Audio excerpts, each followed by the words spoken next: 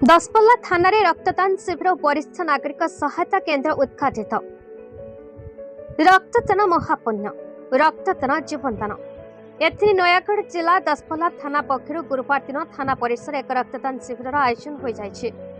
दसपल्ला थाना भारप्राप्त आरक्षी निरीक्षक मुकेश बेहरा तत्वावधान आयोजित उक्त शिविर में नयागढ़ जिला आरक्षी अधीक्षक राहुल जैन जोगती वरिष्ठ नागरिक सहायता केन्द्र उद्घाटन करने रक्तदाता उत्साहित करते। शिविर मोट 128 यूनिट ऊर्ध रक्त संग्रहित होता। दसपल्ला सहर समेत ग्रामांचल बहु उत्साही युवक ड्राइवर महासंघ विभिन्न शिक्षा अनुष्ठान छात्र छात्री थाना कर्मचारी समेत स्वेच्छासेवी अनुष्ठान सदस्य माने शिविर में जोगदी स्वेच्छाकृत भाव रक्तदान करते। आज कार्यक्रम में सिने तारका शिवसाची मिश्र, संगीतकार प्रेमानंद, सौरभ भरद्वाज प्रमुख जोगदी वरिष्ठ नागरिक और रक्तदाता मान उत्साहित करते।